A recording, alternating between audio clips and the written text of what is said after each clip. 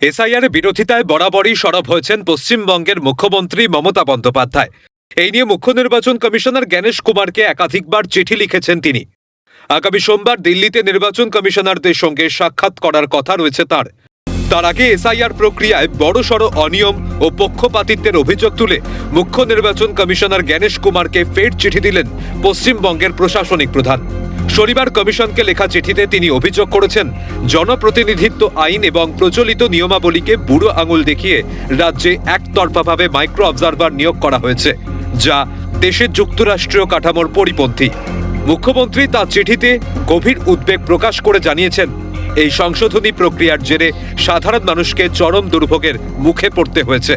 তার দাবি, এই প্রক্রিয়ার চাপে ও আতঙ্কে রাজ্যে ইতিমধ্যেই 140 জনের মৃত্যু হয়েছে, যা মানবাধিকারের চরম লঙ্ঘন। মুখ্যমন্ত্রী তার চিঠিতে উল্লেখ করেছেন যে ভারতের নির্বাচনী ইতিহাসে এই প্রথমবার শুধুমাত্র পশ্চিমবঙ্গের জন্য প্রায় 8100 জন মাইক্রো অবজারভার নিয়োগ করেছে নির্বাচন কমিশন।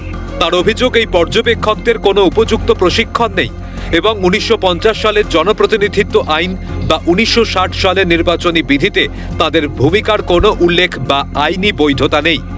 ভোটার তালিকায় নাম তোলা বা বাদ দেওয়ার আইনি ক্ষমতা যেখানে ইআরও এবং এইআরওদের হাতে ন্যস্ত, সেখানে এই পর্যবেক্ষকদের নিয়োগ বেআইনি এবং উদ্দেশ্য প্রণোদিত বলে দাবি করেছেন তিনি।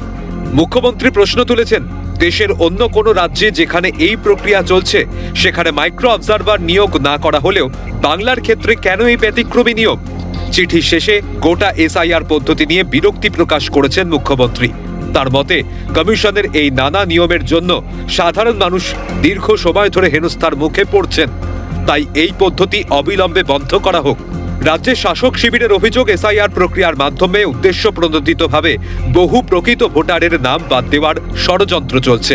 আর সেই অভিযোগকেই মান্যতা দিয়ে মুখ্যমন্ত্রীর এই বারংবার চিঠি পাঠানো বর্তমান রাজনৈতিক প্রেক্ষাপটে অত্যন্ত তাৎপর্যপূর্ণ বলে মনে করছে ওয়াকিবহাল মহল। রাজা সাহার রিপোর্ট, ক্যালকাটা নিউজ।